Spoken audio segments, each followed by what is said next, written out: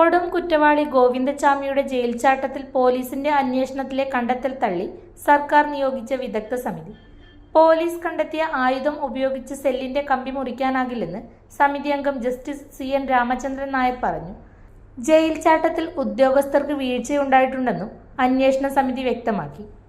അല്ല, അത് തീർച്ചയായിട്ടും ഇതുപോലെ ഒരു ദിവസങ്ങളെടുത്ത് ഒരു ജയിലിലെ ഖനം കൂടിയ ഇരുമ്പഴി അറക്കണമെങ്കിൽ അതിനുള്ള ഒരു വീഴ്ച തീർച്ചയായിട്ടും സംഭവിച്ചിട്ടുണ്ട്. അങ്ങനെ ഒരു ടൂള് അയാൾക്ക് കിട്ടാനും ആ ടൂൾ അയാൾ ഉപയോഗിക്കാനും അതുപയോഗിച്ച് ബ്രേക്ക് ചെയ്യാനും സെല്ല് ബ്രേക്ക് ചെയ്യാനും സാധിച്ചത് ഒരിക്കലും ഒരു സാഹചര്യം ഉണ്ടാകരുത് അഞ്ഞൂർ ജയിലിൽ. ജയിലിന് എന്തെങ്കിലും സഹായം കിട്ടിയതായിട്ട് കണ്ടെത്താൻ കഴിഞ്ഞിട്ടുണ്ടോ? അല്ല, അതിനെക്കുറിച്ച് ഞങ്ങൾ പ്രത്യേക എൻക്വയറി നടത്തണില്ല.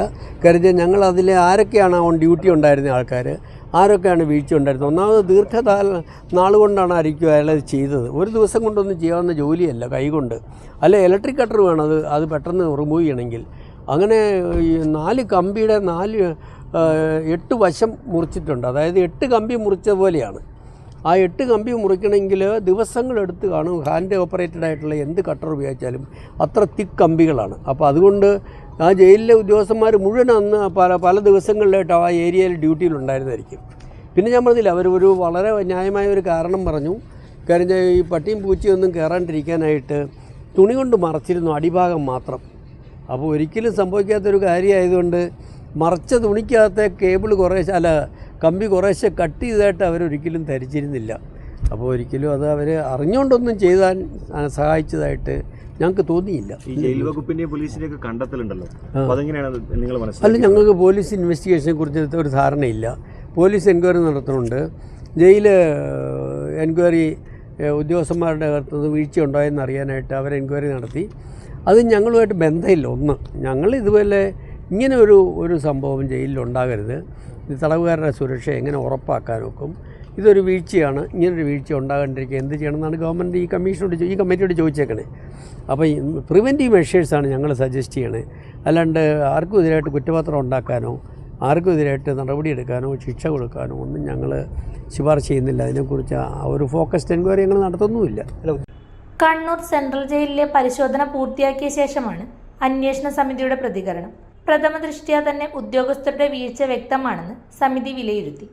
ജയിൽ ചാട്ടത്തിന് ദിവസങ്ങൾ നീണ്ട തയ്യാറെടുപ്പുണ്ടായിട്ടും കണ്ടെത്താനാകാത്തത് ഗുരുതര വീഴ്ചയാണ്. പോലീസ് തെളിവായി കണ്ടെത്തിയ ആയുധം ഉപയോഗിച്ച് സെല്ലിലെ ഇരുമ്പ് കമ്പി മുറിച്ചുവെന്നതിൽ അവ്യക്തതയുണ്ടെന്നും അന്വേഷണ സമിതി വ്യക്തമാക്കി. 1.5 ഇഞ്ചോളം കനമുള്ള ഒരു കമ്പി ഒരു ചെറിയ 8 സ്ഥലത്ത് മുറിച്ചിട്ടുണ്ട്. അപ്പോൾ അത് എങ്ങനെ ഒരാൾക്ക് അത് മുറിക്കാൻ സാധിച്ചു എന്നുള്ളത് അദ്ദേഹം രാവിലെ പറഞ്ഞത് അത്ഭുതകരമെന്നുള്ള വാക്കാണ് ഉപയോഗിച്ചത്. അങ്ങനെ ഒരു സംഗതി അവിടെ നടന്നിട്ടുണ്ട്. അപ്പോൾ അതുമായിട്ട് ബന്ധപ്പെട്ടൊരു വീഴ്ച ഉണ്ടായിട്ടുണ്ട്. ആ വീഴ്ച ആരാണ് ചെയ്തതെന്ന് കണ്ടുപിടിച്ചേണ്ട ഉത്തരവാദിത്വം ഞങ്ങൾക്കില്ല. കാരണം അങ്ങനെ ഞങ്ങളിവിടെ താമസിച്ച് 1000 പേരെ ചോദ്യം ചെയ്തൊക്കെ ചെയ്യേണ്ടി വരും. അതിനുള്ള ഉത്തരവാദിത്വമോ അതൊരു ഭാരിച്ച ചുമതലയോ ഞങ്ങൾ ഏറ്റെടുക്കുന്നില്ല. അത് പോലീസ് തന്നെ ചെയ്യേണ്ടതാണ്. പക്ഷേ അവിടെ ഒരു ഡെഫിനറ്റായിട്ട് ഒരു നല്ല ശക്തിയുള്ള ഒരു പ്രത്യേക തരത്തിലുള്ളൊരു ഉപകരണം ഉപയോഗിച്ച് അത് ചെയ്തിട്ടുണ്ട്. നിലവിലെ ഫൈൻഡിങ്സ് ഞങ്ങൾക്ക് അറിഞ്ഞുകൂടാമല്ലോ. അവരന്വേഷിച്ചിട്ടുള്ള കാര്യമല്ലേ, പോലീസ് അന്വേഷിച്ചുകൊണ്ടിരിക്കുന്ന ഒരു കാര്യമാണല്ലോ. അതുപോലെ ജയിൽ വകുപ്പ് ഇതിനെക്കുറിച്ച് ഡിസിപ്ലിനറി ആക്ഷൻ എടുക്കാനുള്ള നടപടികൾ അവരെടുക്കുന്നുമുണ്ട്. ഇത് രണ്ടും ഞങ്ങളുടെ ചുമതലയല്ല എന്ന് മാത്രമാണ് പറഞ്ഞത്. എങ്ങനെ സാഹചര്യം ഒരുങ്ങി എന്നുള്ള കാര്യത്തിൽ അത് നമ്മൾ അന്വേഷിക്കുന്നുണ്ടല്ലോ. ആ കാര്യം സർക്കാരിനെ അറിയിക്കുമല്ലേ? ആ കാര്യം സർക്കാരിനെ അറിയിക്കുമല്ലോ, തീർച്ചയായിട്ടും. ഈ കണ്ണൂർ സെൻട്രൽ ജയിലുമായി ബന്ധപ്പെട്ട് എല്ലാ കാലത്തും ഉയർന്ന ഒരു പ്രധാനപ്പെട്ട ആരോപണം രാഷ്ട്രീയ തടവുകാർക്ക് വലിയ സൗകര്യങ്ങൾ ലഭിക്കുന്നതാണ്. അതിനെ സാധൂകരിക്കുന്ന പല സംഭവങ്ങളും സമീപകാലത്ത് ഉണ്ടായിട്ടുണ്ട്. മൊബൈൽ ഫോണുകൾ പിടികൂടുന്നത്, ഇലക്ട്രോണിക് ഉപകരണങ്ങൾ പിടികൂടുന്നത്. ഈ കാര്യത്തിൽ എന്തായിരിക്കും സമിതി റിപ്പോർട്ടിൻ്റെ ഭാഗമാക്കുക? ജയിലിൽ അനാശാസ്യമായ നടപടികൾ ഉണ്ടാകാൻ വേണ്ടി അവിടെ ഉപകരണങ്ങൾ, മൊബൈൽ ഫോൺ ജയിൽ ഉദ്യോഗസ്ഥന്മാർക്ക് പോലും കൊണ്ടുപോകാൻ പാടില്ല. ജയിലിലെ ഉദ്യോഗസ്ഥന്മാർ പോലും ജയിലിനകത്ത് മൊബൈൽ ഫോൺ ഉപയോഗിക്കാൻ പാടില്ല എന്നുള്ളതാണ് നിയമം. അപ്പോൾ തടവുകാർക്ക് മൊബൈൽ ഫോൺ എങ്ങനെ കിട്ടുന്നു എന്നുള്ള കാര്യത്തെക്കുറിച്ചും നമ്മൾ അന്വേഷിക്കുന്നുണ്ട്. ഒരു തടവുകാരനും അങ്ങനെ മൊബൈൽ ഫോൺ കിട്ടാൻ പാടില്ല. ആധുനിക യുഗത്തിൽ ഒരു മൊബൈൽ ഫോൺ എങ്ങനെ ഒരു ജയിലിൽ വന്നു എന്നുള്ളത് കണ്ടുപിടിക്കാൻ ഉപകരണങ്ങളുണ്ട്.